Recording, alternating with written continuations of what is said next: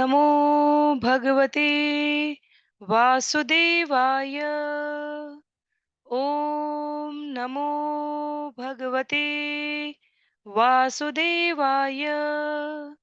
ॐ नमो भगवते वासुदेवाय। हरे कृष्णा। आप सभी को दंडवत प्रणाम। श्रीमद् भागवतम महापुराण सत्रों की इन श्रृंखला में सभी भक्तवृंद का यहाँ पर स्वागत है। हम सभी अंतर्राष्ट्रीय कृष्ण भावनामृत संघ के संस्थापक आचार्य कृष्ण कृपा मूर्ति श्री श्रीमद् एसी भक्ति वेदांत स्वामी श्रील प्रभुपाद के द्वारा लिखित सुंदर तात्पर्यों के माध्यम से श्रीमद् भागवतम महापुराण सत्रों की श्रृंखला में यहाँ पर स्कंद 4 अध्याय 11 आज 237वें सत्र में 237 सेशन में आरंभ करने जा रहे हैं। यदि श्लोकों की संख्या के क्रम में इस यात्रा को देखा जाए तो स्कंद 4 अध्याय 11 जिसे आज समाप्त करेंगे आरंभ करेंगे, उसकी समाप्ति के पश्चात स्कंद 4 से 514 श्लोक हमने अभी तक श्रवण और पठन किए हैं और पूरे श्रीमद् भागवतम से स्कंद 1 से आरंभ करते हुए वर्तमान क्रम तक 3131 श्लोक आज के इस अध्याय 11 को आरंभ करने के पश्चात जब इसमें 35 श्लोक है समाप्ति पर हम इस संख्या पर पहुंच पाएंगे। तो अध्याय 11 जिसका नाम है युद्ध बंद करने के लिए ध्रुव को स्वयंभू व मनु की सलाह, इसमें 35 श्लोक है और सदैव की तरह हम लोग एक एक श्लोक का वाचन अनुवाद और श्रील प्रभुपाद के सुंदर तात्पर्यों से इसका श्रवण और मनन करने का प्रयास करेंगे। जैसा कि हम सत्रों में करते आए हैं, मंगलाचरण के पश्चात आज के सत्र को आरंभ करेंगे, इसलिए मेरा सभी से विनम्र अनुरोध है, आप में से जिनके पास भी पुस्तक है वो पुस्तकों का प्रयोग करें, पुस्तकों का सानिध्य प्राप्त करें। ये सुंदर अवसर है सत्र के माध्यम से और अन्य सभी की सुविधा के लिए यहाँ स्क्रीन पर आपको श्लोक प्रस्तुत किए जाएंगे। तो बहुत ही संक्षिप्त पुनरावृत्ति करें। अध्याय 10 जो यक्षों के साथ ध्रुव का युद्ध है। ध्रुव महाराज विमाता सुरुचि के शब्दों से पीड़ित होकर जंगल जा चुके हैं, वहां तपस्या करके भगवान से वरदान प्राप्त कर चुके हैं। नारद मुनि के मार्गदर्शन में माता सुनीति द्वारा दिखाए गए मार्ग पर अग्रसरित होते हुए ध्रुव महाराज वापस घर आ चुके हैं। पिता उत्तानपाद द्वारा उनका राज्याभिषेक कर दिया गया। पिता उत्तानपाद राज्य की छोड़कर जंगल की तरफ जा चुके हैं और समयांतर पर ध्रुव की विमाता सुरुचि के पुत्र उत्तम हिमालय की तलहटी में अकारण ही यक्ष द्वारा मार डाले गए और इसका बदला लेने के लिए पिछले अध्याय में हमने देखा महाराज ध्रुव यक्षों को दंड देने के लिए निकल पड़े। तो कई बार ये प्रश्न लगता है कि भक्त होकर क्रोध करना, भक्त होकर इस प्रकार से अभद्र व्यवहार करना, तो श्रील प्रभुपाद ने स्पष्ट कहा है भक्त होने का अर्थ ये नहीं है कि क्रोध नहीं है।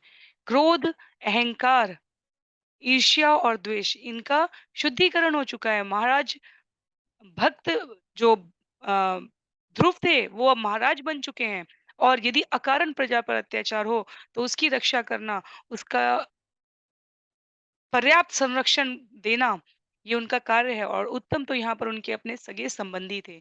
तो इसलिए इस प्रकार से महाराज ध्रुव द्वारा यक्ष समाज के ऊपर अलकापुरी जाकर प्रहार करने का, उनको मारने का ये जो कदम है ये आचार्यों और संतों ने अपने सुंदर मार्गदर्शन युक्त शब्दों में प्रस्तुत किया है। तो आज का अध्याय युद्ध बंद करने के लिए ध्रुव को स्वयंभू मनु की सलाह। स्वयंभू मनु दादाजी लगेंगे, पितामह लगेंगे महाराज ध्रुव के पिता उत्तानपाद के पिता मनु और मनु के पिता ब्रह्मा। इस प्रकार पितामहों का क्रम है ये। तो हम लोग मंगलाचरण करते हैं और मंगलाचरण के पश्चात आज के अध्याय को आरंभ करेंगे।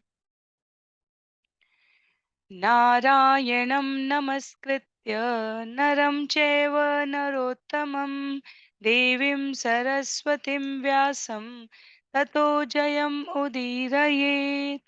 शृण्वतां स्वकथा कृष्ण पुण्यश्रवणकीर्तन यद्यन्तस्थो यभद्राणि विधुनोति सुयत्स्यताम्।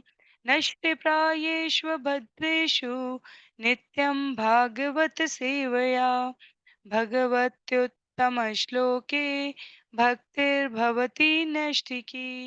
ॐ अज्ञानतिमिरान्धस्य ज्ञानाञ्जनशलाकया चक्षु उन्मीलितं येन तस्मै श्रीगुरुवे नमः।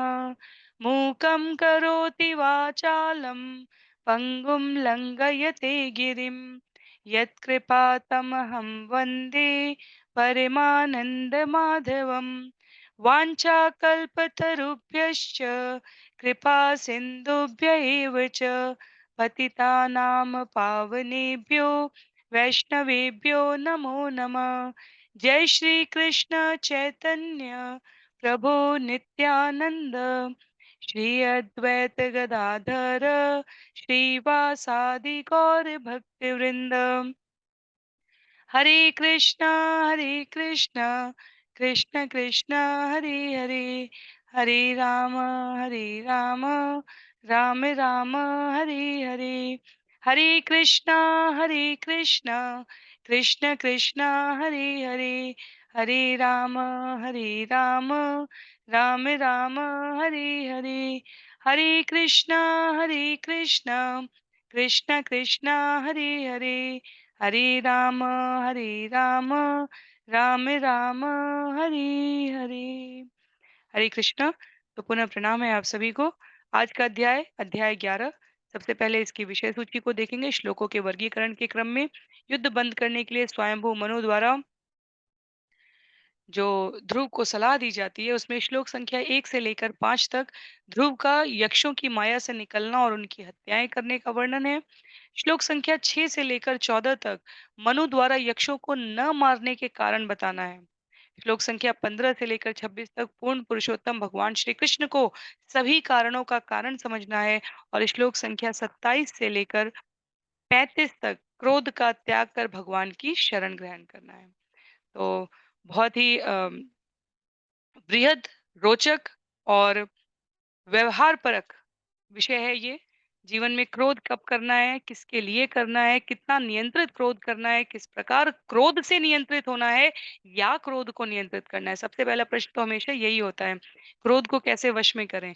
तो इसका सरल सा उत्तर ये है कि क्रोध आना स्वाभाविक है, पर हम क्रोध के नियंत्रण में नहीं होने चाहिए, क्रोध हमारे नियंत्रण में होना चाहिए। तो इसको कैसे हम व्यावहारिक रूप से समझेंगे, ये श्रील प्रभुपाद के सुंदर तात्पर्यों के माध्यम से आज के इस अध्याय में वर्णन किया गया है। तो आरंभ करते हैं स्कंद 4 अध्याय 11 श्लोक संख्या 1 से। तो आप में से जो जहां से भी इसका श्रवण कर रहे हैं, मेरा विनम्र अनुरोध है इन श्लोकों का वाचन करें। ये श्लोक दिव्य हैं और ये हमारे जीवन की समस्त नकारात्मकता को हर लेते हैं। ये अनुभव के पश्चात आप अपने जीवन में स्वयं भी औरों को प्रेरित करने के लिए बतला सकते हैं। तो इसके लिए आवश्यक है कि पहले स्वयं हम इसका अनुभव करें। स्कंद 4 अध्याय 11 श्लोक संख्या 1।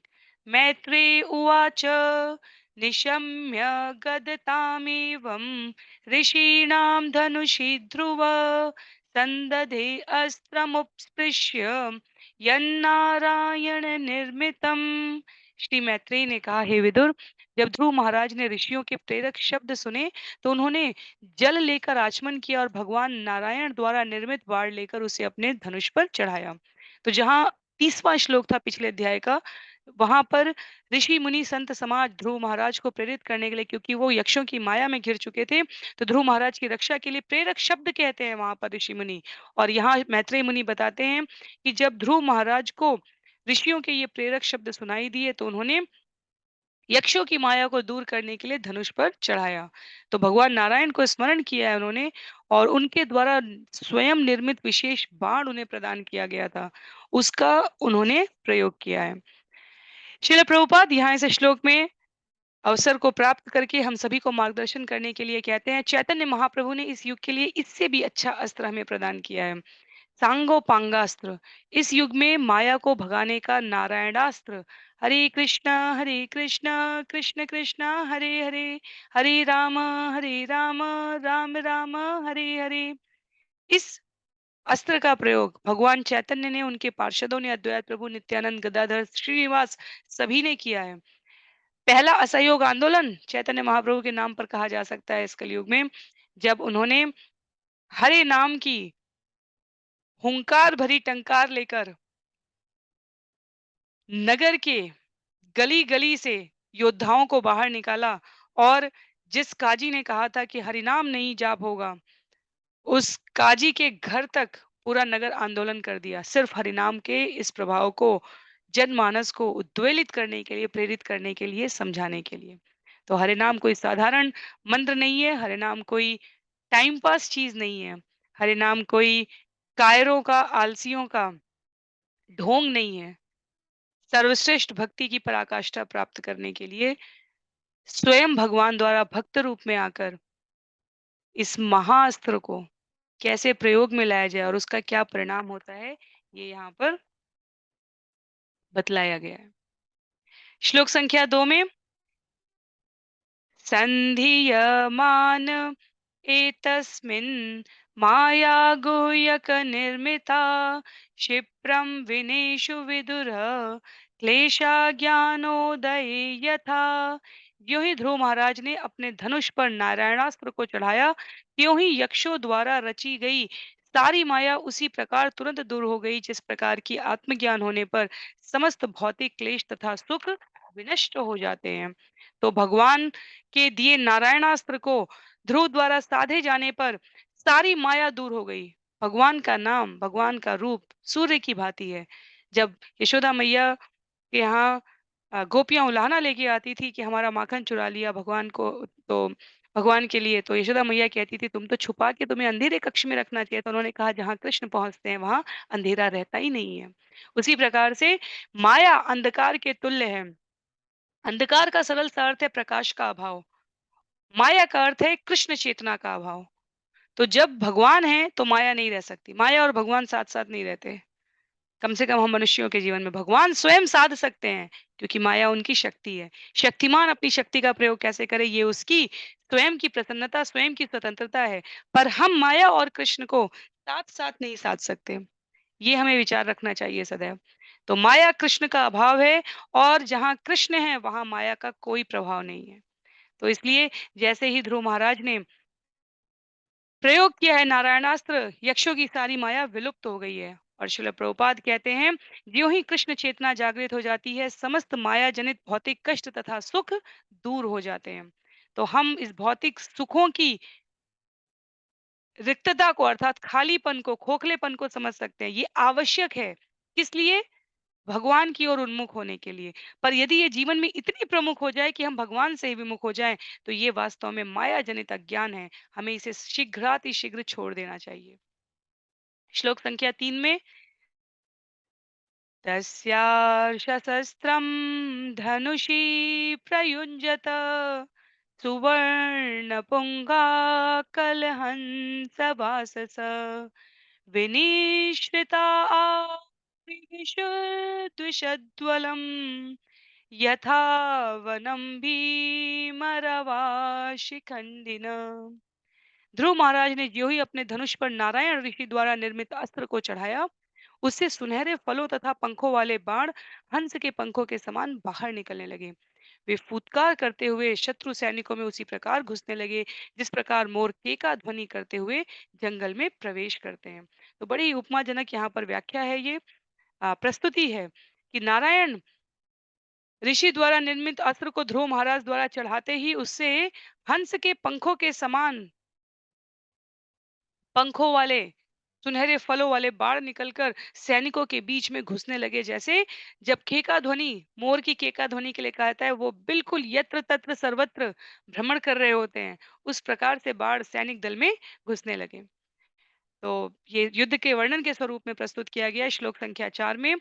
तैस्तेग्मधारे प्रधने शिलिमुखे इतस्तता पुण्यजना उपद्रुता तमभ्यधावन् कुपिता उदायुधा सुपर्णमुन्नद्धफणा इवाहय।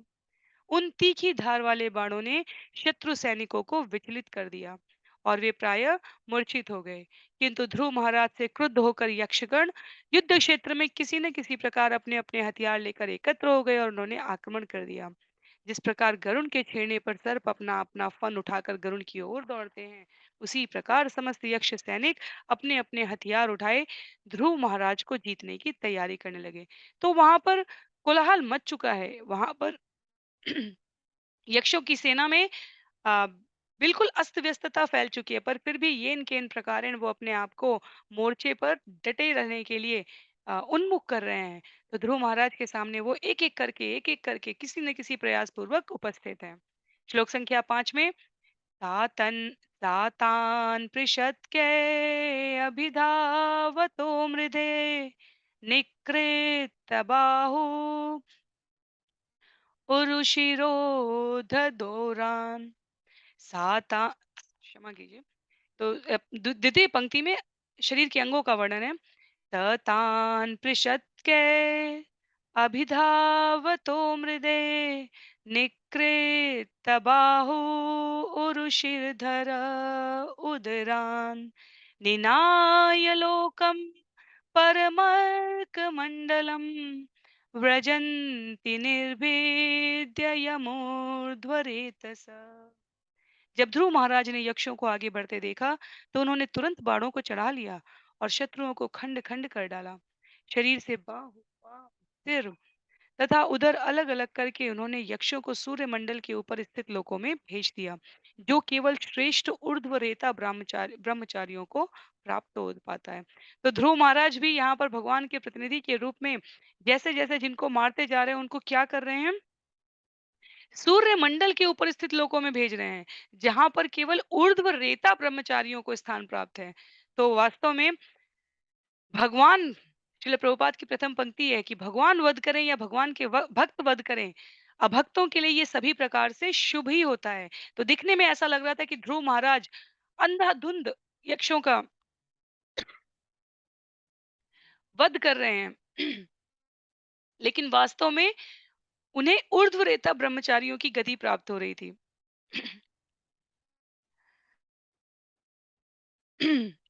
जिस प्रकार वर्णन किया गया है कि जिस प्रकार निर्विशेष ज्ञानी भगवान द्वारा वध किए जाने पर ब्रह्मलोक या असुर हो गए, वो ब्रह्मलोक या सत्यलोक को प्राप्त करते हैं, उसी प्रकार भक्तों द्वारा वध किए गए भक्त भी सत्यलोक को प्राप्त करते हैं।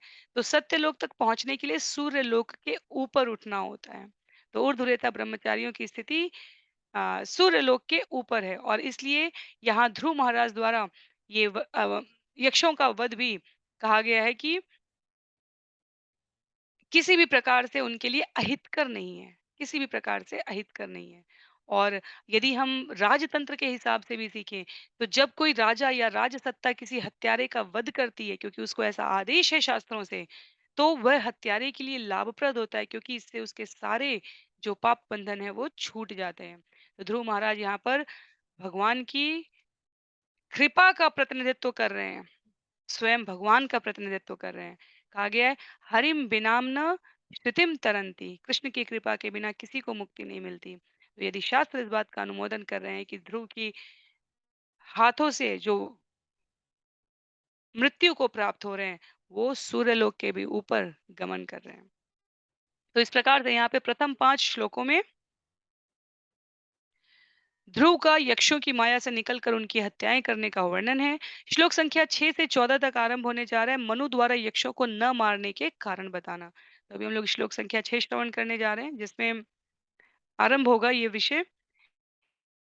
तान् हन्यमानान् अभिवीक्ष्य गुह्यकान् अनागसच्चेत्र रथेन भूरिश औत्तान्यपादिं कृपया पितामहो मनुर्जगादोपगतः सहर्षिभिः। जब स्वयंभुव मनु ने देखा कि उनका पौत्र ध्रुव ऐसे अनेक यक्षों का वध कर रहा है, जो वास्तव में अपराधी नहीं है, तो वे करुणावश ऋषियों को साथ लेकर ध्रुव के पास उन्हें सदुपदेश देने चले गए। तो स्वयंभू मनु ने देखा, क्योंकि ध्रुव महाराज ने अलकापुरी पर आक्रमण इसलिए किया था कि उनमें से किसी यक्ष ने उनके भाई का वध कर दिया है। तो समस्त निवासी उनके भाई का वास्तव में वध करने के लिए उत्तरदायी नहीं थे, क्योंकि वध तो एक यक्ष ने किया था। किंतु यक्षों द्वारा अपने भाई का वध होने से ध्रुव महाराज की जो कार्यवाही थी, वो गंभीर थी। राजा के रूप में ये सुनिश्चित करने के लिए कि ऐसा अकारण ही आ, किसी निर्दोष के साथ पुनः ना हो। पर ये बढ़ते-बढ़ते अभी कहाँ आ गई? ये युद्ध, घोषित युद्ध के रूप में बढ़ती चली गई। यक्ष भी उस प्रकार से प्रतिक्रिया देने लगे। तो एक व्यक्ति की त्रुटि के कारण राज्य पर धावा बोला गया, पर राज्य ने भी जो प्रबुद्ध यक्ष हैं, उनमें से भी किसी ने भी आकर इस कृत्य की जिम्मेदारी ना लेते हुए युद्ध को शांत नहीं करना चाहा, अपितु अनेकों प्रकार से राजा को ही प्रताड़ित करने का अवसर साध लिया। तो एक कहने के लिए हमें ऐसा लग सकता है कि एक भाई की मृत्यु के बदले समस्त राज्य के यक्षों को मारना कहाँ तक उचित है, पर साथ ही साथ दूसरे पक्ष से भी ये अपेक्षा रखी जानी चाहिए कि उन्हें अपने कृत्य की जानकारी प्राप्त होते ही कहीं समझौते की कोई इस कार्यवाही को करना चाहिए था। पर जैसा कि सदैव होता आया है, अच्छाई, सच्चाई और भक्त समुदाय की ओर से ही इसके लिए पहल की जाती है। तो यहाँ पर स्वयं मनुष्य जाति के पिता, विधि निर्माता मनु ऐसे सामूहिक धावे को, आक्रमण को और अधिक समर्थन नहीं देना चाहते थे और इसलिए वो स्वयं उपस्थित होते हैं अपने पौत्र ध्रुव के सम्मुख। तो श्लोक संख्या 7 में इसलिए कहा गया है, मनु उवाच अलं वत्सातिरोषेण तमोद्वारेण पाप्मना येन पुण्यजनानेतान् अवधीतवम् अनागस। श्री मनु ने कहा, हे पुत्र बस करो, वृथा क्रोध करना अच्छा नहीं है। यह तो नारकीय जीवन का मार्ग है। अब तुम यक्षों को मारकर अपनी सीमा से परे जा रहे हो, क्योंकि ये वास्तव में अपराधी नहीं है। अति रोषेण, ये वास्तव में अपराधी नहीं है। मनु स्वयं उपस्थित होकर ध्रुव को अवगत करा रहे हैं। उनकी उनके क्रोध उनके नियंत्रण में है या क्रोध के वे नियंत्रण में हो गए हैं। इस तथ्यपूर्ण सत्य से उनको परिचित कराने के लिए स्वयंभुव मनु आकर कहते हैं कि मैं अब आपको और आगे पाप कर्म से बचाने के लिए यहाँ पर आया हूँ। आप क्रोध की सीमा लांघ गए हैं। तो कहने का अर्थ हुआ कि अभी तक क्रोध आपके नियंत्रण में था, पर अब आप क्रोध के नियंत्रण में होते जा रहे हैं और ये किसी भी प्रकार से उचित नहीं है। वध करना बुरा नहीं है।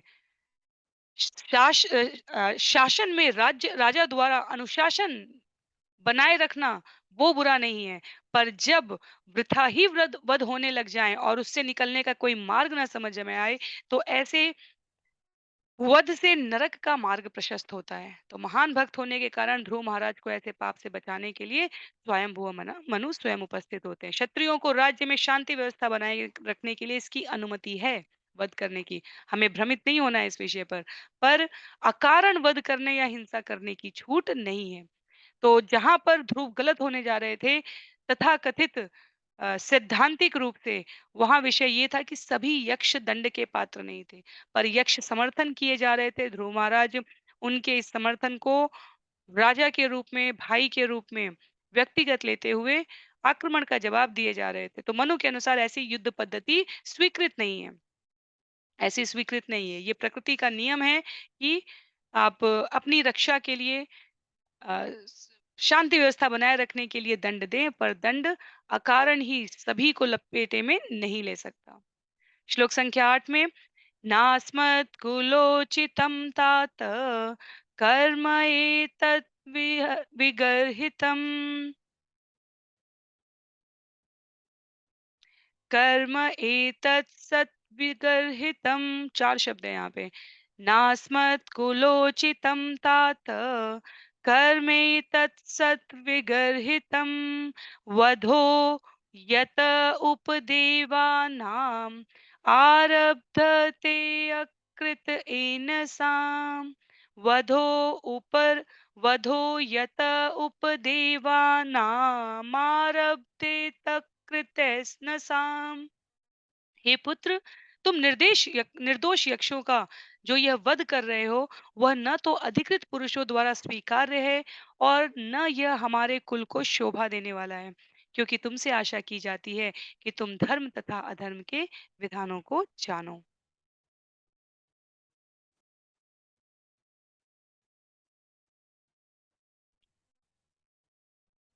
तो मनु यहाँ पर ध्रुव के माध्यम से समस्त मानव जाति को ये उपदेश दे रहे हैं कि अधिकार जब मिलता है, जब पद मिलती है, कोई प्रतिष्ठा युक्त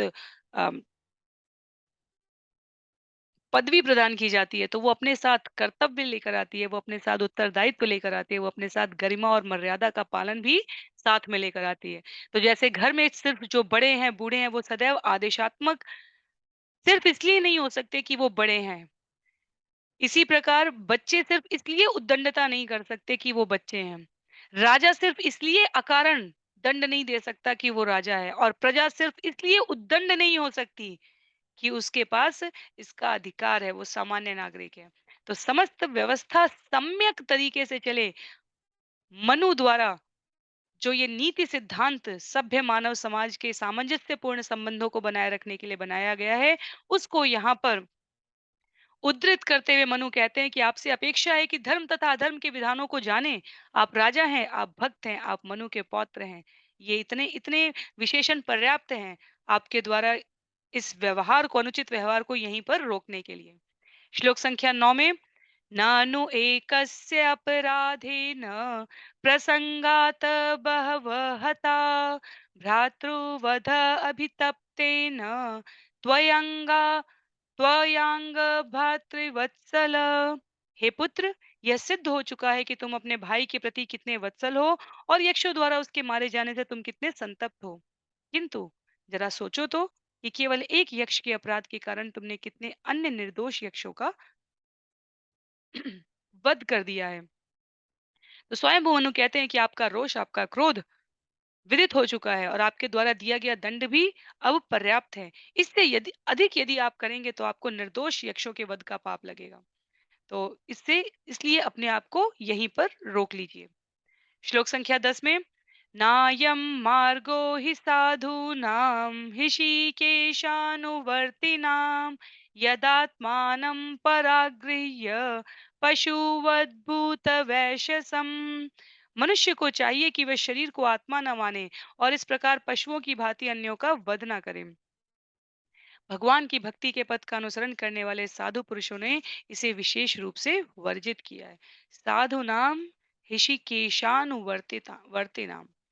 तो शरीर और आत्मा भिन्न है, भगवत गीता का सरलतम ज्ञान है एक पंक्ति में। यदि हमने अभी तक अनुभव नहीं भी किया है और हम हर बात को शरीर से आबद्ध करते हैं, तो भी ये जीवन का परम सत्य है।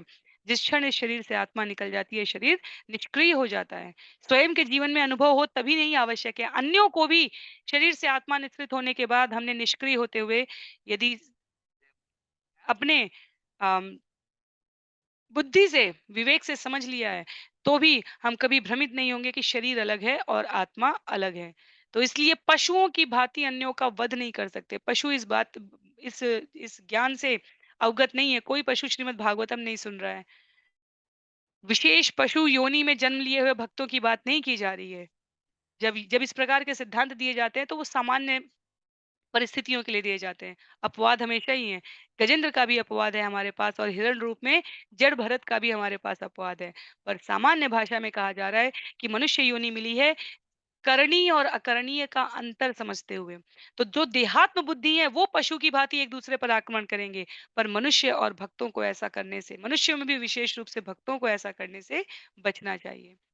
उसके पश्चात श्लोक संख्या 11 में, तो ये सरलतम बिंदु है, कथा है, इसलिए हम लोग इस प्रकार से बढ़ते जा रहे हैं। जहाँ भी कुछ तत्व की विशेष चर्चा की आवश्यकता लगेगी, श्रील प्रभुपाद के तात्पर्य में उद्धरण रहेगा, हम लोग उसका प्रयोग अवश्य करेंगे।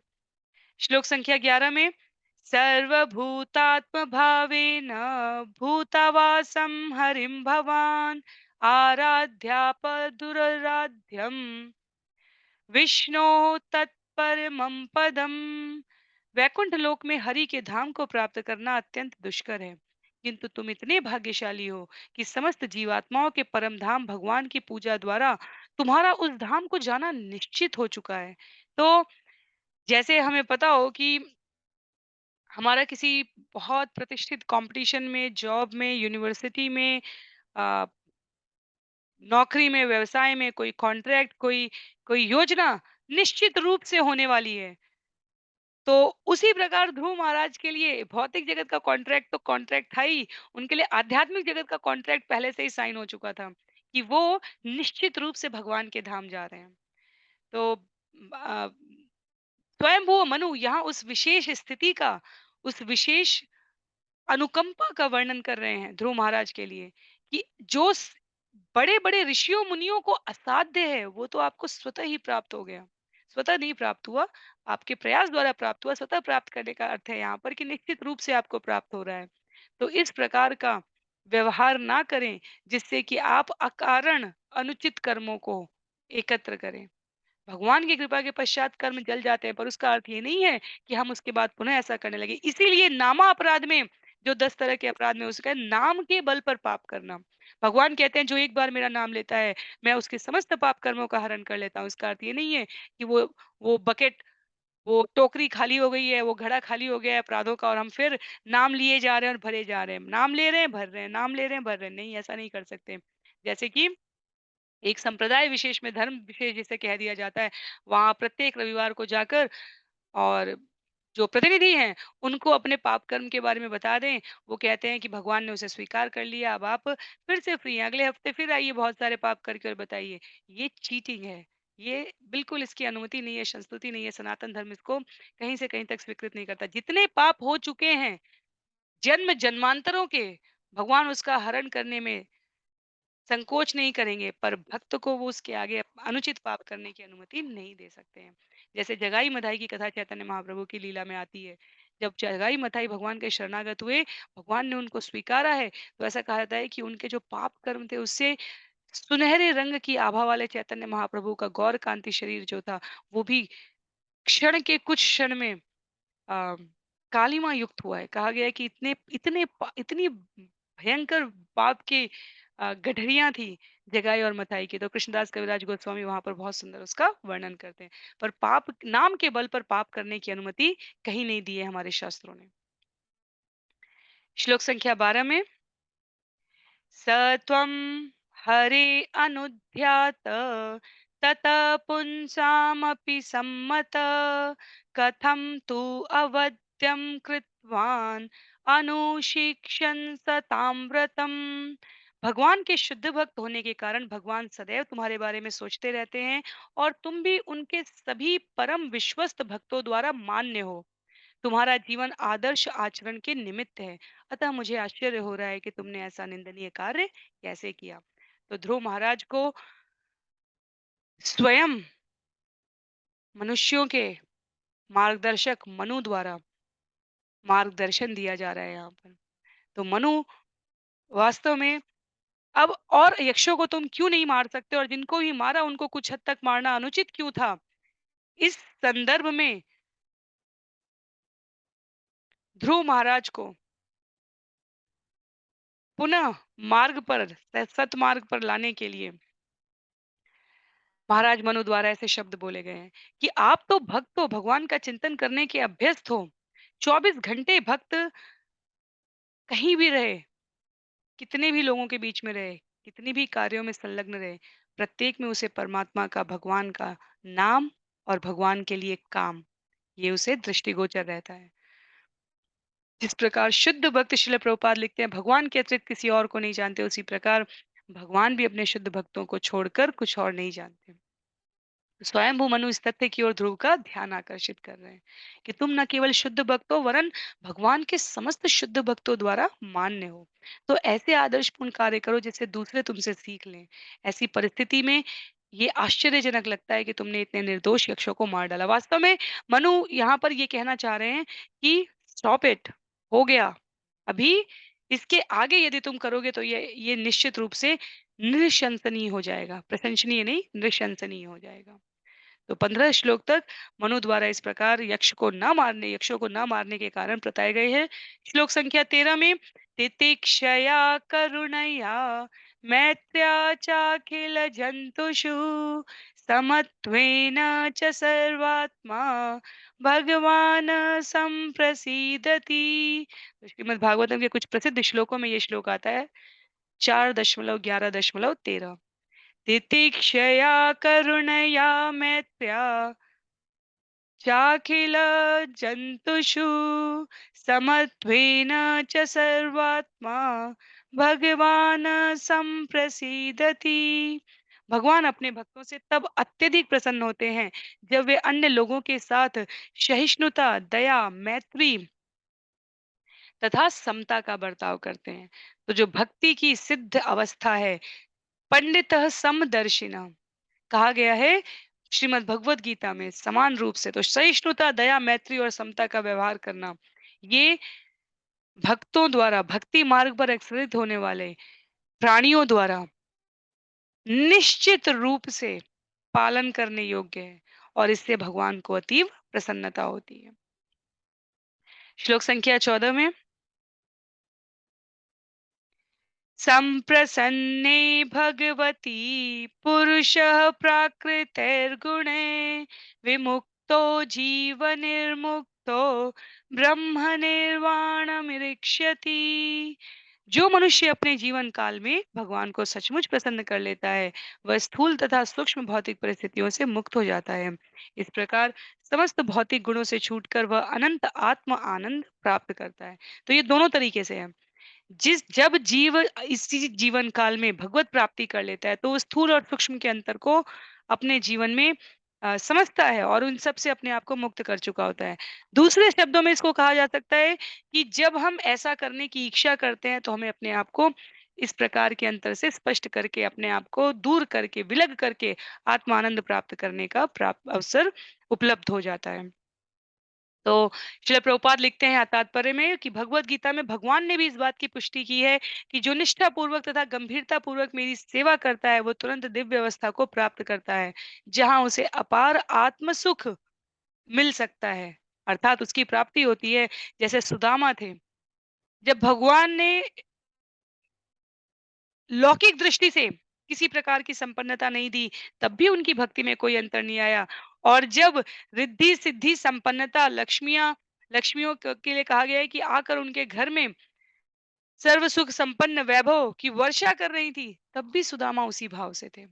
तो जो आत्म सुख, आत्मनिष्ठा और भगवान की प्रसन्नता के लिए अपने आप को सभी प्रकार के भौतिक योग्यता से मुक्त करने का विषय है, उसके बारे में यहाँ पर बताया गया है। तो भक्त अपनी समस्त इंद्रियों को भगवान की सेवा में लगाकर भगवान को प्रसन्न करने का प्रयास करता है और इसमें उसकी स्वतः दिव्यता परिलक्षित होने लगती है।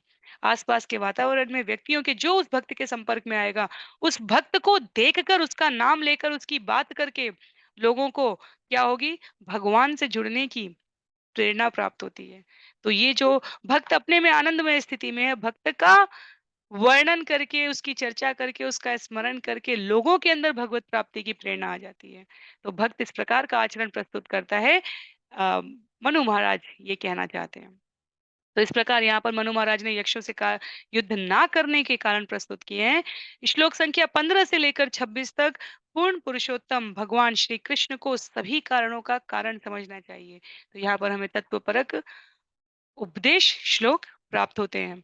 श्लोक संख्या 15 में कहा गया है, भूते पंचभियारब्धे योषित पुरुष एव हि तयो व्यवायात् संभूति योषित पुरुषयो इह।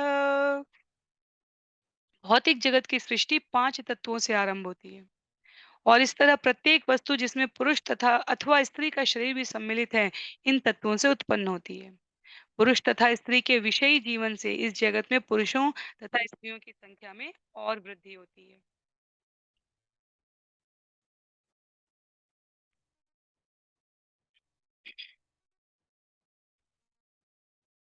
तो यहाँ पर थोड़ा तत्व दर्शन इसलिए व्यक्त किया गया है, क्योंकि वास्तव में ध्रुव की इस क्रुद्धता का, क्रोध का, इस हंता के रूप में व्यवहार करने का कारण क्या है? क्योंकि उनके भाई की मृत्यु हुई है, जो राजा के रूप में उनकी प्रजा भी है। तो स्वयंभू मनु ये देख सकते हैं कि वो इस प्रकार मृत्यु से असंतुष्ट हैं और उसकी व्यवस्था को स्थापित करने के लिए इस प्रकार यक्षों पर आक्रमण कर रहे हैं। तो स्वयंभू मनु यहाँ पर तत्व दर्शन प्रस्तुत कर रहे हैं, जो आचार्यों द्वारा पहले भी कहा जा चुका है कि वास्तव में सृष्टि है क्या?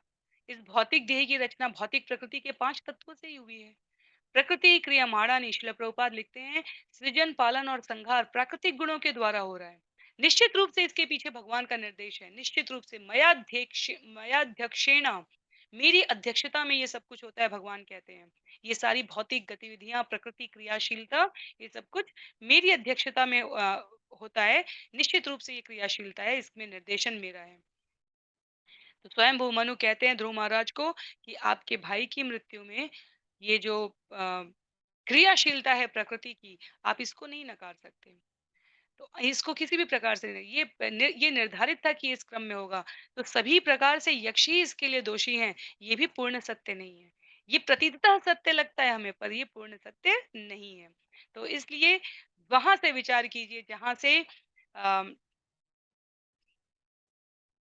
विभिन्न तत्वों के द्वारा सृष्टि का निर्माण हो रहा है और इसमें स्त्री और पुरुष दोनों का शरीर भी सम्मिलित है। क्षितिज, जल, पावक, गगन, समीरा इनसे ही बन रहा है और इनसे फिर आगे जीवों की उत्पत्ति बढ़ाने के लिए भौतिक संसर्ग के द्वारा जीव का निर्माण विकास किया जाता है। तो एक प्रकार से अप्रत्यक्ष तरीके से कह सकते हैं कि ध्रुव महाराज को यहाँ पर स्वयंभू मनु कह रहे हैं कि शरीर के साथ हमारा संबंध सर्वथा भौतिक है। उससे जुड़े उत्तरदायित्वों, कार्यों और अपने स्वाभाविक धर्म का पालन न करने की बात नहीं की जा रही है। धर्म का पालन हर स्थिति में करना है। भौतिक भौतिक शरीर से जुड़े भौतिक शरीर का वहन करना भी हमारा धर्म है। पर ये कहा जा रहा है कि केवल उसको ही स्मरण करके और वास्तविक स्व को भूलकर यदि आप वध करते जा रहे हैं तो ये उचित नहीं है। तो स्मरण कीजिए उस तत्व का कि कहाँ से इसकी आधारभूत उत्पत्ति हो रही है। उसके पश्चात श्लोक संख्या 16 में एवं प्रवर्तते सर्ग स्थिति संयम एव च गुण व्यतिकरात् राजन मायया परमात्मना। मनु ने आगे कहा, हे राजा ध्रुव, भगवान की मोहमयी भौतिक शक्ति के द्वारा तथा भौतिक प्रकृति के 3 गुणों की पारस्परिक क्रिया से ही सृष्टि, पालन तथा संहार होता रहता है।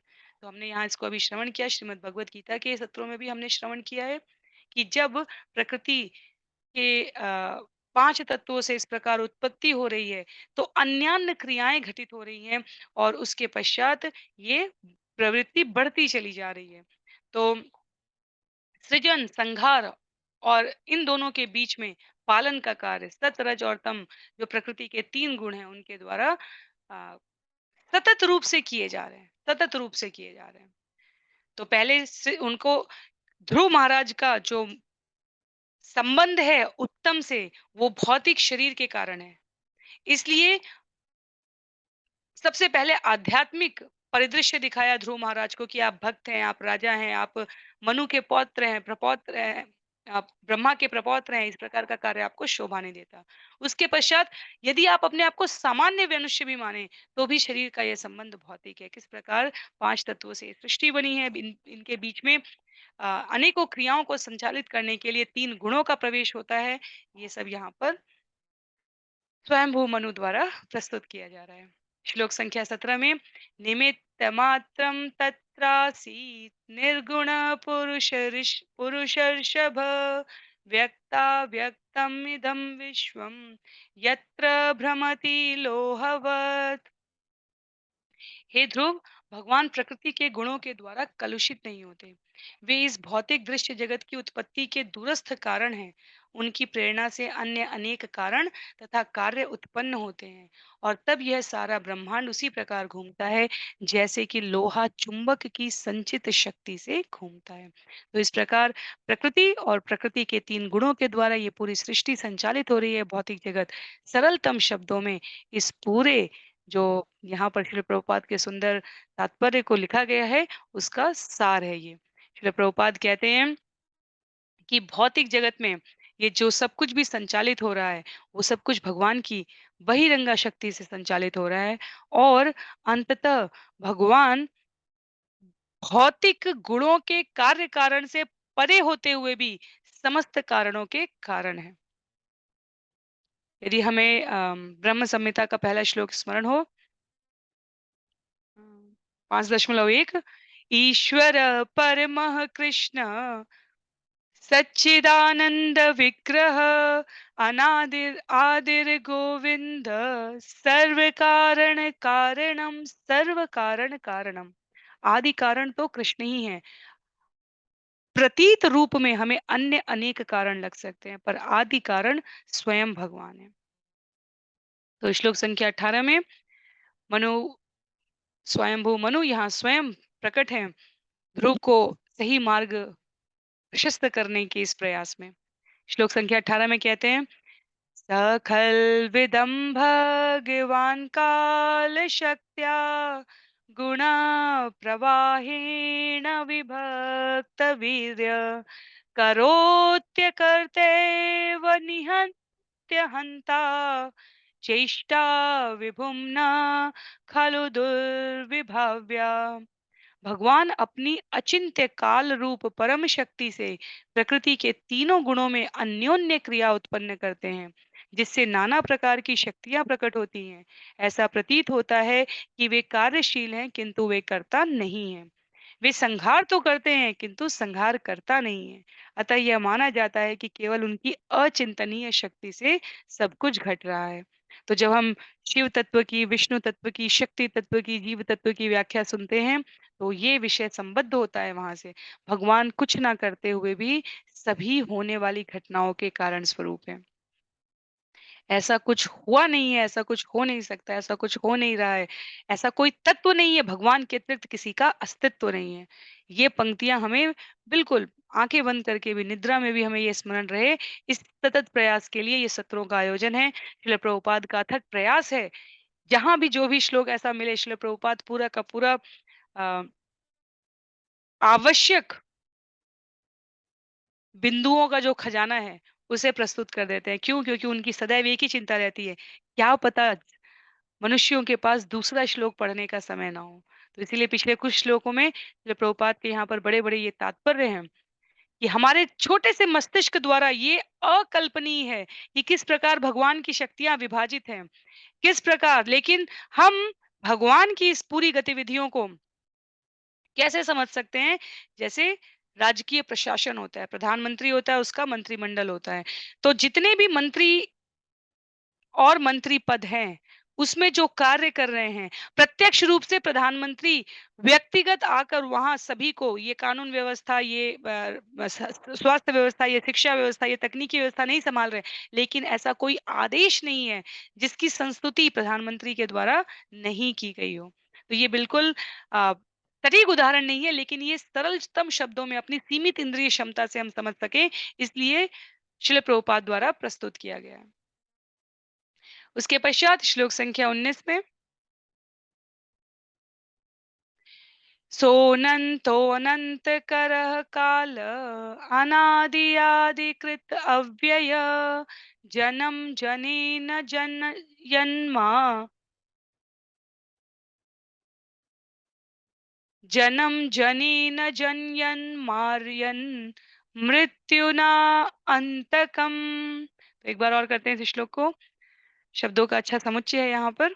स अनंत अंतकरः काल अनादि आदि कृदद्वय जन्म जनेन जनयन मारयन् मृत्युनान्तकम्। जन्म जनेन जनयन मारयन् मृत्युनान्तकम्। हे ध्रुव, भगवान नित्य हैं, किंतु काल रूप में वे सबों को मारने वाले हैं। उनका आदि नहीं है, यद्यपि वे हर वस्तु के आदि करता है।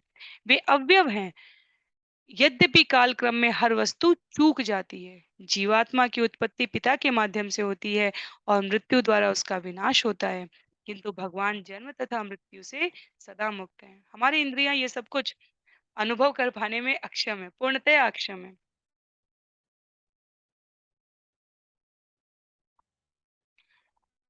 हमारा जो सेंस परसेप्शन है, हमारी जिस प्रकार से हम अनुभूत करते हैं वस्तुओं को, उसके हिसाब से कोई बड़ा है तो कोई छोटा होगा, किसी का लाभ हो रहा है तो किसी की हानि होगी, किसी का जीवन है तो उसकी मृत्यु होगी, किसी के पास कुछ अधिक है तो कहीं कम है।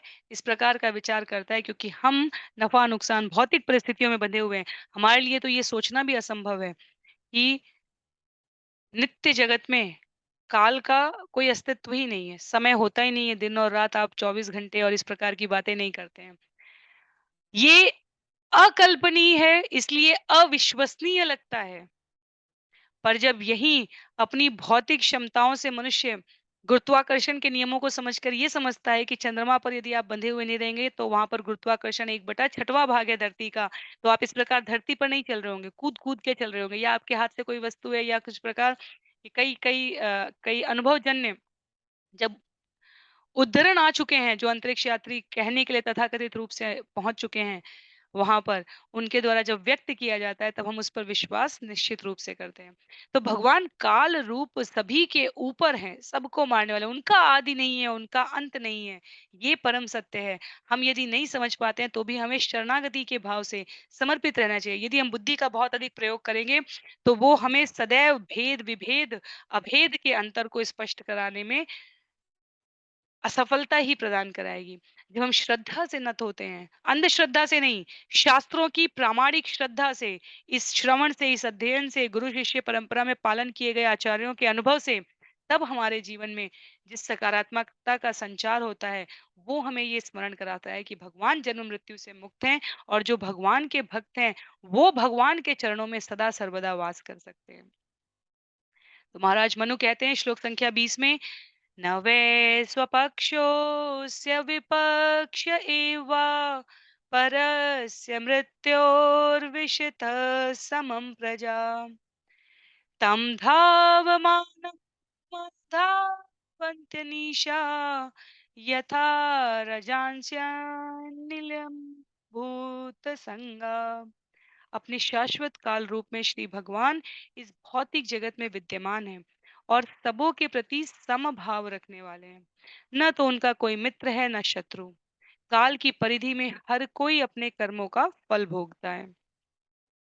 जिस प्रकार वायु के चलने पर शुद्र धूल के कण हवा में उड़ते हैं, उसी प्रकार अपने कर्म के अनुसार मनुष्य भौतिक जीवन का सुख भोगता या कष्ट उठाता है। तो पूरे पूरे भगवत गीता का ज्ञान के रूप में यदि हम कहें, कर्म सिद्धांत का फल कैसे प्राप्त होता है, उसको यहाँ पर महाराज मनु कहते हैं कि वास्तव में मनुष्य जो भौतिक सुख भोगता है या कष्ट उठाता है, वो अपने कर्म के अनुसार उठाता है। जो जन्म जन्मांतर से हमारे कर्म है, वो आज हमें प्रारब्ध रूप में मिले हैं। जो आज हम कर्म कर रहे हैं, उससे हमारा आगे का प्रारब्ध बन रहा है। इसलिए भगवान कहते हैं अपने कर्मों का फल, कर्म हम करें और फल भगवान भोगें। इस प्रकार के जो बड़े ही सस्ते से और प्रभावी ढंग से उपदेश प्रस्तुत किए जाते हैं, वो बहुत अपूर्ण है अपने आप में। बड़े-बड़े व्हाट्सएप मैसेजेस आते हैं, इस प्रकार की बातें अपने क उसके हम उत्तरदायित्व पे हम अपने नेत्र की पलकों को तक को अधिकार पूर्वक नहीं सँभाल सकते। अपने कर्म फल को प्राप्त करने के अधिकारी हम कैसे हो सकते हैं? लेकिन भौतिक जगत के सुख और दुःख के लिए अकारण रूप से कुछ नहीं हो रहा है। जीवात्माएँ फ्री विल के साथ हैं, स्वतंत्र इच्छा शक्ति मिली है, कुछ हद तक, क्योंकि हम सभी भगवान के अंश हैं, पर पूर्ण स्वतंत्रता तो देवताओं को भी नहीं प्राप्त है। तो इस प्रकार से कर्म फल हम अपने अनुभूति के अनुसार सुख और दुःख के रूप में देख सकते हैं, पर वो वास्तव में हमारे लिए सुख कारक है या दुःख कारक है, ये दीर्घ यात्रा में, इस प्रवास में सिर्फ और सिर्फ भगवान द्वारा ही उसका सही मूल्यांकन किया जा सकता है। मनुष्य के रूप में हमारी ये क्षमता नहीं है। ये सब बताने का उद्देश्य ध्रुव को और ध्रुव के माध्यम से प्राणी मात्र को क्या है, ये समझना कि हम अपने आप में किंचित मात्र भी स्वतंत्र अस्तित्व, स्वतंत्रता और श्रृंखलता का व्यवहार करके पूर्णता प्राप्त करने का विचार ला भी नहीं सकते। हर वस्तु एक निश्चित व्यवस्था के अंतर्गत संचालित हो रही है। श्लोक संख्या 21 में, आयुषो अपचयम जंतो तथैव उपचयम विभु उभाभ्याम रहितः स्वस्थो दुस्थस्य विदधात्य सौ। भगवान विष्णु सर्वशक्तिमान हैं और वे प्रत्येक को सकाम कर्मों का फल देते हैं। इस प्रकार जीवात्मा चाहे अल्पजीवी हो या दीर्घजीवी, भगवान तो सदा ही दिव्य पद पर रहते हैं और उनकी जीवन अवधि के घटने या बढ़ने का कोई प्रश्न नहीं उठता। तो सकाम कर्मों का फल यदि हमें चाहिए, तो हम इस भौतिक जगत में रहकर भोगते रह सकते हैं और भगवान से हमारी दूरी यूं ही बनी रह सकती है। भगवान इसमें नहीं आ रहे हैं, क्योंकि भगवान तो दिव्य हैं और उनकी जीवन अवधि घटने बढ़ने का कोई प्रश्न नहीं है। ये तो हमारी कल्पना के भी बाहर की बात है। पर हम सब काल की तरंगों में बहते जा रहे हैं, यदि हम सकाम कर्मों में ही लिप्त हैं। सकाम कर्म का अर्थ हुआ हम काम करें और उसके फल की इच्छा स्वयं भोगने का विचार करें। जबकि यहाँ पर श्रील भक्ति विनोद ठाकुर को उद्धृत करते हुए श्रील प्रभुपाद ने समझाने का प्रयास किया। वो कहते हैं, तुम समझो कि तुम भगवान के चिरंतर दास हो, तब सब कुछ रुक जाएगा और तुम वास्तव में सुखी हो पाओगे। तो भगवान का नाम लेकर अपने जीवन को भगवान का काम करने में व्यतीत करना है। तब सब कुछ दिव्य हो जाएगा। सरलतम शब्दों में शिला प्रभुपाद स्वयंभुव मनु द्वारा ध्रुव महाराज को दिए गए इस उपदेश की ये व्याख्या कर रहे हैं। श्लोक संख्या 22 में केचित कर्म वदन्तेनम स्वभावम अपरे नृप एके कालम परे दैवम पुंसः कामम उतापरे। कुछ लोग विभिन्न योनियों तथा उनके सुख दुख में पाए जाने वाले अंतर को कर्मफल बताते हैं। कुछ इसे प्रकृति के कारण, अन्य लोग काल तथा भाग्य के कारण और शेष इच्छाओं के कारण बताते हैं। तो हमारे जीवन में जो सुख है वो दुख है किस कारण से आया है? इसलिए प्रभुपाद ने यहाँ पर कहा है कितना सुंदर है, सब कुछ सार है यहाँ पर। अध्याय 4 स्कंद 4 अध्याय 11 श्लोक संख्या 22 में। इससे पहले हमने श्लोक संख्या 13 कहा था, जहाँ पर भक्त के लक्षण के बारे में बताया गया था, किस प्रकार भक्त समत्व रखता है। यहाँ 22वें में कहा जा रहा है कि जो हमारे जीवन में सुख और दुख है, कभी हम कर्मफल की कुछ लोगों द्वारा कर्मफल सुनते हैं, कुछ इसे प्रकृति के कारण कहते हैं, ऐसा हुआ। जैसे जरासंध ने जब पहली बार पराजित हुआ तो वो संन्यास लेना चाहता, तो उसके मित्रों ने कहा ये तो कर्म का विधान है, विधि इस प्रकार ही चल, इसमें आपकी आपके पौरुष का, आपके शूरवीरता का, आपके पराक्रम का, आपके सामर्थ्य का कोई मूल्यांकन नहीं हो रहा है। ये तो ऐसा होना था इसलिए हो गया। तो इसलिए अपने आप को आप दोषी ना मानें। तो वैसे ही कोई प्रकृति के कारण कहते हैं, कोई काल के कारण, कोई भाग्य के कारण, कोई इच्छाओं के कारण, दृढ़ इच्छा शक्ति होती तो ऐसे हो जाता, वैसे हो जाता, कोई कर्म फल का अंतर बताते हैं। वास्तव में क्या है? श्लोक संख्या 23 में स्वयंभू मनु कहते हैं अव्यक्तास्य अप्रमेयस्य नानाशक्ति उदस्य च न वे चिकीर्षितं तात को वेदात स्वसंभवम्। परम सत्य अर्थात सत्व कभी भी अपूर्ण इंद्रिय प्रयास द्वारा जानने का विषय नहीं रहा है, न ही उसका प्रत्यक्ष अनुभव किया जा सकता है। वह पूर्ण भौतिक शक्ति सदृश नाना प्रकार की शक्तियों का स्वामी है और उसकी योजना या कार्यों को कोई भी नहीं समझ सकता। अतः निष्कर्ष यह निकलता है कि वे समस्त कारणों के आदि कारण स्वरूप हैं। अतः उन्हें कल्पना द्वारा नहीं जाना जा सकता। तो कौन कर रहा है, क्यों कर रहा है, कैसे करवा रहा है, किस कारण से, किस प्रकार का परिणाम प्राप्त हो रहा है? स्वयंभू मनु कहते हैं इसमें बहुत सारे समीकरण हैं। आपको लगे कि आपके प्रति अपराध हुआ है और आप दंड करके उसे अपने नियंत्रण में करना चाहते हैं, ये पूर्णता नहीं है। भगवत भक्तों से ये अपेक्षित नहीं है। तो अनेक प्रकार के चिंतन, अनेक प्रकार के सिद्धांत, अनेक प्रकार की विधियाँ बनाई गई हैं और श्रील प्रभुपाद व्याख्या में कहते हैं परम सत्य या सत्व कभी भी प्रत्यक्ष अनुभव या कल्पना का विषय नहीं रहा है। ना ही हर बात अनुभव से, आग को केवल आग में जलकर ही हम कहें कि इससे हाथ जल जाता है, ये भी बहुत शुद्ध तरीका नहीं है। और आग से कुछ नहीं होगा ये कह के हम अपने आप को लापरवाह दिखाएं, ये भी पूर्णता नहीं है। तो क्या है इसके लिए पूर्णता? इसके लिए पूर्णता बताया गया है शब्द प्रमाण, अनुभव प्रमाण, जो 3 प्रकार के हमारे प्रमाणों का उल्लेख किया जाता है, उसमें कहा जा रहा है शब्द प्रमाण, प्रत्यक्ष प्रमाण, अनुभव प्रमाण के लिए कि या तो हमने कहीं से सुन लिया या हमने किसी से जीवन में ऐसा हुआ उसका अनुसरण कर लिया है या हम स्वयं उसको अनुभव करके प्राप्त करना चाह रहे हैं। तो भगवान की शक्तियों को, भगवान के तत्वों को, भगवान की लीलाओं को, हमारे जीवन में होने वाले कार्यों को हम केवल और केवल अपने वर्तमान के तत्कालीन स्थिति और परिस्थिति के संदर्भ में नहीं देख सकते। इसका एक बहुत पीछे बैकग्राउंड हिस्ट्री है, बहुत बड़ी पृष्ठभूमि में इसका इतिहास होता है। तो उत्तम के लिए भी वास्तव में उनकी मृत्यु इस प्रकार से होना अकारण नहीं है।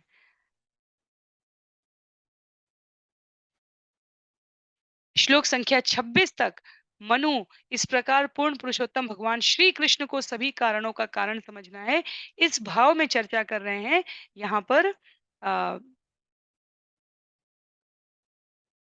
ध्रुव महाराज के साथ। तो अंतिम 3 श्लोक हैं इस विषय के। श्लोक संख्या 24 में न चैते पुत्र भ्रातृ हंतार धन दानुगा विसर्गादानयोतात पुंसो दैवम ही कारणम। हे पुत्र, वे कुबेर के अनुचर यक्षगण तुम्हारे भाई के वास्तविक हत्यारे नहीं हैं। प्रत्येक जीवात्मा का जन्म तथा मृत्यु तो समस्त कारणों के कारण परमेश्वर द्वारा ही तय होता है। तो कोई निमित्त बनता है, कोई उसका हेतु बनता है, कोई उसका कारण बनता है, पर परम कारण क्या है? कारणों के कारण स्वयं पूर्ण पुरुषोत्तम भगवान श्री कृष्ण है। उसके पश्चात श्लोक संख्या 25 में स एव विश्वम सृजति स एवावति हन्ति च अथापि ह्यहंकारान्न अज्यते गुण कर्म भी। भगवान ही इस भौतिक जगत की सृष्टि करते, पालते और यथा समय संहार करते हैं। किंतु ऐसे कार्यों से परे रहने के कारण वे इनमें न तो अहंकार से और न प्रकृति के गुणों द्वारा प्रभावित होते हैं। तो ये अभी तक का जो मनु महाराज द्वारा समझाने का प्रयास है, उसका संक्षिप्त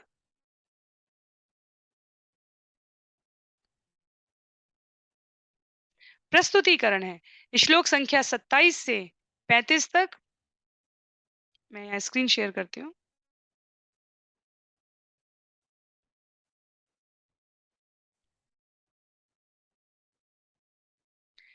श्लोक संख्या 27 से लेकर 35 तक क्रोध का त्याग कर भगवान की शरण ग्रहण करने के बारे में मनु महाराज यहाँ पर ध्रुव महाराज के साथ चर्चा करेंगे।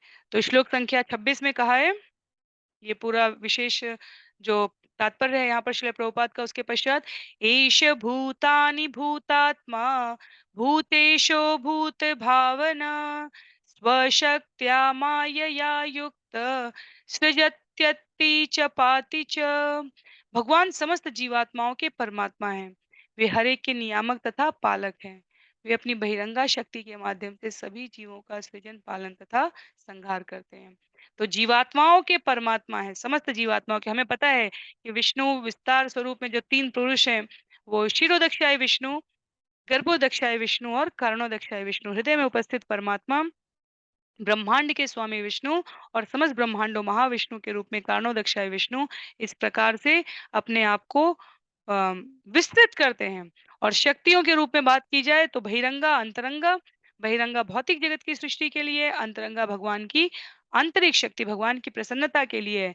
तो भौतिक शक्ति से भगवान सदैव विलग रहते हैं, शास्त्र कहते हैं। अंतरंगा शक्ति से वो सदैव संबद्ध रहते हैं। भगवत गीता अध्याय 9 श्लोक संख्या 4 का उद्धरण देते हुए श्रील प्रभुपाद कहते हैं, मत्सानि सर्वभूतानि न चाहम तेषु अवस्थित। सभी जीवात्माएं या तो मुझ में या मेरी शक्ति में वास करती हैं, अर्थात या तो वो अंतरंग नित्य जगत में है, मुझ में वास करती हैं, या मेरी शक्तियों में वास करती हैं, बहिरंगा शक्ति में, भौतिक जगत में वास करती हैं। मैं सर्वत्र नहीं रहता, मैं व्यक्तिगत रूप से वैकुंठ में उपस्थित हूँ। जैसे हमारे प्रधानमंत्री किसी भी विश्व के, किसी भी देश के राष्ट्रपति वो एक स्थान पर हैं, पर उनकी आज्ञा से, उनके संचालन से, उनके मार्गदर्शन में समस्त क्रियाओं का क्रियान्वयन हो रहा है। तो भौतिक जगत में जहाँ-जहाँ भी व्यक्तिगत रूप से भगवान उपस्थित हैं, उसे वैकुंठ कहा जाता है। और श्रील प्रभुपाद यहाँ हमें स्पष्ट रहे इसके लिए कहते हैं, शुद्ध भक्तों द्वारा भगवान मंदिरों में पूजे जाते हैं, अतः मंदिर को वैकुंठ जानना चाहिए। और वास्तव में जब हम भगवान के बारे में सुनते हैं तो वो हमें कथा लगती है, कानों को मधुर लगती है, श्रवण करने योग्य। और जैसे ही जीवन में कथा नहीं है तो बाकी सब व्यथा ही लगती है। अगर किसी भी प्रकार से कोई भी चीज अभी तक व्यथा नहीं लग रही है तो मान कर चलिए कर्म फल का विधान है कि वो व्यथा लगने लग जाएगी। उसके पश्चात श्लोक संख्या 27 से लेकर 35 तक ये क्रम है भगवान के शरणागत होने का। तो यहाँ पर लिखा है, तमेव मृत्युम अमृतम तात दैवम सर्वात्मनोपेहि जगत परायणम यस्मै बलिं विश्वसृजो हरन्ति गावो यथा वेनसि दाम यंत्रिता। हे बालक ध्रुव, तुम भगवान की शरण में जाओ तो जो जगत की प्रगति के चरम लक्ष्य हैं। क्षमा कीजिए। ब्रह्मादि सहित सभी देवगण उनके नियंत्रण में कार्य कर रहे हैं, जिस प्रकार नाक में रस्सी पड़ा बैल अपने स्वामी द्वारा नियंत्रित किया जाता है। तो अलग-अलग स्तर पर भगवान के द्वारा अलग-अलग प्रकार की स्वतंत्रता दी गई है। मनुष्यों के स्तर पर, पशुओं के स्तर पर कंप्लीटली इग्नोरेंस, वहाँ पर कोई आपको बहुत प्रबुद्धता नहीं मिलेगी। मनुष्यों के स्तर पर कुछ हद तक इन सिद्धांतों को, फ़िलॉसफ़ी को, दर्शन को, ज्ञान को, कथा को, तत्व को, संगीत को, कला को समझने की बुद्धि है। पशु नहीं देखकर आर्ट म्यूज़ियम में कहेगा कि वॉव! कितनी अच्छी यहाँ पर प्रतिकृति बनी हुई है। मनुष्य इसकी प्रशंसा करता है, सद्गुणों की। उसके ऊपर देवता होते हैं और उच्चतर प्रकार के जीव हैं और भगवान ने उसी क्रम में उनको वो योग्यता के अनुसार उनको शक्तियाँ दी हैं। उसके ऊपर जाते हुए जाते-जाते ब्रह्मा जी आते हैं। तो लेकिन सब उनके नियंत्रण में कार्य कर रहे हैं। ये विस्मृत नहीं होना चाहिए। तो इसीलिए कहा गया यदि माँगना है तो भगवान से माँगो। तो भगवान के दरबार में कोई कमी नहीं है। बीच के मध्यस्थों से माँगेंगे तो वहाँ तक कभी पहुँच नहीं पाएँगे और जीवन का समय सार रूप में बहुत ही कम है। श्लोक संख्या 28 में यह पंचवर्षो जननीं त्वं विहाय मातु सपत्न्या वचसा भिन्नमर्मा वनं गतस्तपसा प्रत्यगक्षम् आराध्य लेभे मूर्ध्निपदं त्रिलोक्या। हे ध्रुव, तुम केवल 5 वर्ष की आयु में ही अपने माता की सौत के वचनों से अत्यंत दुखी हुए और बड़ी बहादुरी से अपनी माता का संरक्षण त्याग दिया तथा भगवान का साक्षात्कार करने के उद्देश्य से योगाभ्यास में संलग्न होने के लिए जंगल चले गए थे। इसी कारण तुमने पहले से ही तीनों लोकों में सर्वोच्च पद प्राप्त कर लिया है। तो मनु प्रशंसा कर रहे हैं वास्तव में यहाँ पर। मनु को संतोष है, मनु को शुद्ध गर्व है यहाँ पर, अहंकार है इस बात का कि ध्रुव महाराज उनके वंशधारी हैं, उनके वंश में है जहाँ पर उन्होंने 5 वर्ष की अवस्था में भगवान की ऐसी उपासना की कि 6 मास में भगवान का साक्षात्कार कर लिया। तो एक प्रकार से मनुष्य परिवार के भूषण है ध्रुव महाराज। और श्रील प्रभुपाद कहते हैं कि मनु यही स्मरण कराना चाह रहे हैं ध्रुव को। कह रहे हैं कि आपने सब कुछ भगवान को पहले ही समर्पित कर दिया था। तो अब विशेष रूप से अनुरोध है आपसे कि ऐसा कुछ ना करें जो अशोभनीय है। राजा के रूप में जितना उचित था उतना आपने कर लिया है। अब आपको उस शरणागति को, उस संरक्षण को, उस सामर्थ्य को स्मरण करना है जो आपको पहले ही प्राप्त हो चुका है। श्लोक संख्या 29 में तमेनमंगात्मनि मोक्त विग्रहे व्यपाश्रितं निर्गुणमेकमक्षरम् आत्मानमिन्वीक्ष्य विमुक्तमात्मैः यस्मिन्निदं प्रतीयते। तो आत्मानम् अन्वीक्ष्य विमुक्तमात्मदृक् यस्मिन्निदं भेदम् असत् प्रतीयते। अतः हे ध्रुव, अपना परम पुरुष अच्युत ब्रह्म की ओर फेरो। अपना ध्यान किसकी ओर? परम पुरुष अच्युत ब्रह्म की ओर फेरो। तुम अपनी मूल स्थिति में रहकर भगवान का दर्शन करो। इस तरह आत्म साक्षात्कार द्वारा तुम इस भौतिक अंतर को क्षणिक पाओगे। तो वो स्मरण करा रहे हैं मनु यहाँ पर ध्रुव महाराज को कि ये जो जिस वजह से जिस एक कारण से तुम अपने आप को देहात्म बुद्धि में अनुरक्त पा रहे हो, वो इसलिए क्योंकि भौतिक रूप में इस समय तुम अपनी आध्यात्मिक दृष्टि से भिन्न तरीके से सोच रहे हो। यदि यक्षों के प्रति आप अपनी दृष्टि बदल दें ध्रुव महाराज, तो आप जो जिन्हें अभी तक शत्रु और मित्र के रूप में देख रहे हैं, वो वास्तव में कर्म के अधीन विभिन्न प्रकार के शरीर धारण की हुई परमात्मा के अंश हैं। और जैसे ही ये आत्मबोध हो जाएगा, हम नियम के अनुसार जो भेद बुद्धि है, वो नहीं कर पाएंगे। तो हमें अपने जीवन के भेद को दूर करना है। प्रत्यक्ष रूप से महाराज ध्रुव को यहाँ पर मनु मार्गदर्शन देते हुए कह रहे हैं कि स्नेहवश ध्रुव को आपने सगा माना और यक्षों को शत्रु माना है। उन्हीं भाई की माता ने भी आपको एक समय शत्रु माना था और द्वेष पूर्वक वचन कहे थे। तो ये सब कुछ देहात्म बुद्धि से हो रहा है। जिधर की हवा रहेगी उधर का आपका स्वभाव बनता चला जाएगा। इसलिए इस पे अधिक ध्यान दें। तो शरणागति के लिए क्यों आवश्यकता है, इन सारे बिंदुओं को स्मरण कराते हुए यहाँ पर मनु कह रहे हैं। त्वं प्रत्यगात्मनि तदा भगवत्यन्त तो यहाँ पर ब्रह्म संहिता का मीटर लगेगा संभवतः।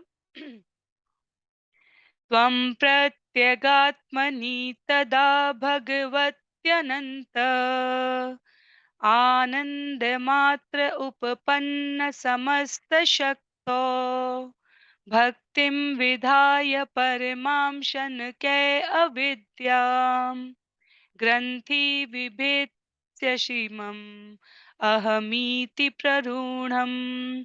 इस प्रकार अपनी सहज स्थिति प्राप्त करके तथा समस्त आनंद के सर्व शक्ति संपन्न आगार तथा प्रत्येक जीवात्मा में परमात्मा में स्थित परमेश्वर की सेवा करके तुम तुरंत ही मैं तथा मेरा के माया जनित बोध को भूल जाओगे। तो इस अध्याय में 35 श्लोक है। हम लोग श्लोक संख्या 30 पर है इस समय। तो समय को तनिक बढ़ाते हुए हम लोग इन 5 श्लोकों को आज के सत्र में ही श्रवण करने का प्रयास करेंगे, क्योंकि उद्देश्य ये रहता है कि जब भी सत्र आरंभ हो, जब तक कि एक निश्चित संख्या के श्लोक ना हो, उसे बीच में इस प्रकार ना छोड़ा जाए। तो 5 श्लोकों के लिए हम लोग कुछ मिनट का और समय लेंगे और उसके पश्चात इस अध्याय की समाप्ति आज के सत्र में ही करने का प्रयास रहेगा। तो भगवान यहाँ पर भगवान की भक्त के साथ जो संबंध स्थिति है उसको स्मरण करा रहे हैं मनु, और कहते हैं कि जैसे ही तुम परमेश्वर की सेवा में लगोगे, मैं और मेरा ये माया जनित बोध है, इसको विस्मृत कर जाओगे। सर्वशक्ति संपन्न आगार, जैसे 5 वर्ष की अवस्था में जब तुमने दर्शन प्राप्त किया था, अपने आप को मोहग्रस्त जीवन से विमुक्त कर चुके थे तुम, तब जो तुम्हारे अंदर दिव्यता थी, वो मैं मेरा बोध का स्मरण अब उसकी पुनः करने की तुम्हें आवश्यकता नहीं है, क्योंकि तुम अभी भी इस भौतिक जगत में हो। इसका अर्थ ये नहीं है कि तुम अपने आप को माया के वशीभूत कर लो, माया के अंदर ले लो, आवश्यकता ही नहीं है। तुम तो यदि इस भौतिक जगत की कामना नहीं कर रहे होते, तो आध्यात्मिक जगत पर यूं ही अभी चमक रहे होते। भगवान वैकुंठ का तुम्हें वास दे चुके का प्रण अपना प्रस्तुत कर चुके हैं। निवेदित नहीं होगा, भगवान तपस्या करने से पहले ध्रुव द्वारा ये निवेदन था और भगवान द्वारा उसका निरूपण किया गया है। तो यहाँ पर मनु कह रहे हैं कि ये जो मैं मेरा तू तेरा वाला भाव है, ये तो शरीर जन्य था और इसकी अब आपको अतिरिक्त आवश्यकता नहीं है। आप उस पूर्णता से बहुत ऊपर है, जहाँ पर आप आज अपने आप को इस देह संबंध में रखकर इस प्रकार से अनुचित व्यवहार की ओर अग्रसरित हो रहे हैं। श्लोक संख्या 31 में कहते हैं, सं- संयक्षरोषं भद्रं ते प्रतीपं श्रेयसां परम श्रुतेन भूयसा राजन अगधेन यथामयम्। हे राजन, मैंने तुम्हें जो कुछ कहा है उस पर विचार करो। यह राग पर औषधि के समान कार्य करेगा। अपने क्रोध को रोको, क्योंकि आत्मबोध के मार्ग में क्रोध सबसे बड़ा शत्रु है। मैं तुम्हारे मंगल की कामना करता हूँ, तुम मेरे उपदेशों का पालन करो। तो ध्रुव महाराज की स्वाभाविक स्थिति ये थी कि वो मुक्त थे। वे किसी से रुष्ट नहीं थे। वे शासक होने के नाते, वे संबंधी होने के नाते व्यवस्था बनाए रखने की दृष्टि से कुछ समय के लिए क्रोध कर रहे थे, और वो क्रोध सीमा को पार न कर जाए, इसके लिए मनु महाराज यहाँ पर निमित्त बन गए हैं, स्वयं आकर ध्रुव महाराज को मार्गदर्शन कर रहे हैं। तो दुष्टों पर ध्रुव महाराज का क्रोध स्वाभाविक है, उचित है, लेकिन आ, स्वभाव रूप से भक्त अहिंसक है, उसमें सभी सद्गुण हैं। उत्पाती हो जाएं लोग या स्थितियां परिस्थितियां, तो उस समय उसे भगाने के लिए अवश्य क्रोध करना चाहिए, उसकी मनाही नहीं है। जैसे एक बार नारद मुनि की कथा बताई है यहाँ पर श्रील प्रभुपाद ने, कि वो सर्प नारद मुनि के उपदेश से भक्त बन गया। ऐसे वो अकारण ही सबको काटता था, तो लोग उससे भयभीत रहते थे। नारद मुनि ने उसे कहा कि अपने इस विष का जो तुम्हारे शरीर के संरक्षण के लिए तुम्हें दिया गया, उसका अकारण ही प्रयोग ना करो, आवश्यकता पड़ने पर तुम्हें करना चाहिए, इस प्रकार तुम्हें नहीं करना चाहिए। तो सर्प को लगा कि हाँ, लोग मुझसे भाग रहे हैं क्योंकि मैं विषैला हूँ, मैं उनको काटने की ऐसे फुफकार देता हूँ, इसलिए वो मुझसे भागते हैं। तो उसने क्या किया, उसने आ, काटना ही बंद कर दिया। पर परिस्थितियां ऐसी हुई इस भौतिक जगत में कि उसके न काटने का लोगों ने अनुचित लाभ उठाया। बच्चे सांप देख के पत्थर फेंकने लगे, उसने नहीं काटा, उसने नहीं डराया, बच्चे और अधिक खिलवाड़ करने लगे। और ऐसे करते करते जब कुछ समय बाद वो अपने गुरु नारद से मिला, तो उसने कहा कि आपने तो कहा था कि निर्दोष जीवों को काटना की बुरी आदत छोड़ दो, तो अब तो वो मेरे ऊपर ही पत्थर फेंक रहे हैं। तो नारद मुनि ने कहा, काटने को मना किया था, फन फैलाकर हुक्कार के उनको डराने को मना नहीं किया था। कहने का अभिप्राय है कि भक्त सदैव अहिंसक होता है, उसमें समस्त सद्गुण रहते हैं, पर यदि इस भौतिक जगत में कोई उत्पात मचाता है, तो उसको भगाने के समय अवश्य क्रुद्धता भगाने के लिए आवश्यक, अन्यथा वो अन्यों को परेशान करेगा। फिर वो पूरी व्यवस्था को तितर-बितर कर देगा, चाहे व्यक्ति हो, चाहे परिस्थिति हो। तो स्वभावजन्य, परिस्थितिजन्य स्वभाव के ऊपर जो भगवान द्वारा प्रदत्त मार्गदर्शन है, उसको स्मरण करके व्यवहार करना चाहिए। श्लोक संख्या 32 में येनोपशिष्टात् पुरुषान् लोक उद्विजते भृशं न बुधस्तद्वशं गच्छेत् इक्षन्न भयमात्मना। जो व्यक्ति इस भौतिक जगत से मुक्ति चाहता है, उसे चाहिए कि वह क्रोध के वशीभूत ना हो, क्योंकि क्रोध से मोहग्रस्त होने पर वह अन्य सबों के लिए भय का कारण बन जाता है। तो क्रोध के वशीभूत नहीं होना है, क्योंकि जब क्रोध के से मोहग्रस्त होते हैं हम, तो अन्य सभी के लिए भय का कारण बन जाते हैं। तो साधु के रूप में, भक्त के रूप में, सज्जनों के रूप में हम किसी के भय का कारण ना बने, और ना हम किसी के अम, भय दिखाने से भयभीत भी हों। काल तथा काल को नष्ट करना दोनों भगवान की सीमा के अंतर्गत है। हमें सिर्फ भगवान के शरणागति होकर अपने आप को प्रस्तुत करना है। तो अंतिम 3 श्लोक हैं, सरल श्लोक हैं। श्लोक संख्या 33, 34 और 35। 33 में कहा गया है, हेलनं गिरिशभ्रातु धनदस्य त्वया कृतं यज्ज यज्जग्निवान् पुण्यजनान् भ्रातृघ्नानिति अमर्षित। हे ध्रुव, तुमने सोचा कि यक्षों ने तुम्हारे भाई का वध किया है, अतः तुमने अनेक यक्षों को मार डाला। किंतु इस कृत्य से तुमने शिव जी के भ्राता एवं देवताओं के कोषाध्यक्ष कुबेर के मन को शुद्ध कर दिया है। ख्याल करो कि तुम्हारे ये कर्म कुबेर तथा शिव दोनों के प्रति अतीव अवज्ञापूर्ण है।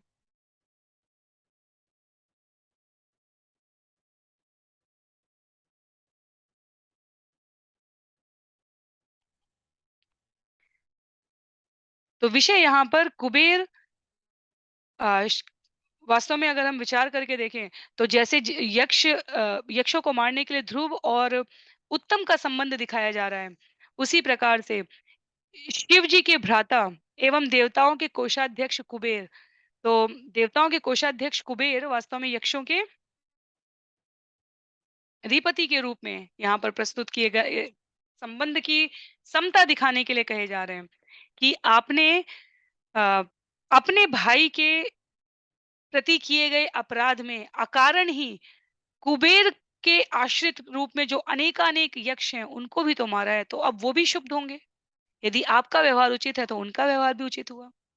तो इस प्रकार ये जो कटुता है, वैमनस्यता है, ये तो बढ़ती ही जाएगी। ये तो समाप्त नहीं होने जा रही है फिर। तो अपना शत्रु भाव यदि आपने कुबेर के प्रति किया है, तो फिर इसका अर्थ है कि आपने शिव जी के प्रति भी किया, क्योंकि कुबेर के भाई यहाँ पर श्रील प्रभुपाद लिखते हैं, अपने शत्रु भाव के कारण ध्रुव महाराज शिव तथा उनके भाई कुबेर के प्रति भी अपराधी हो गए। तो ये तो वैमनस्य समाप्त ही नहीं होगा।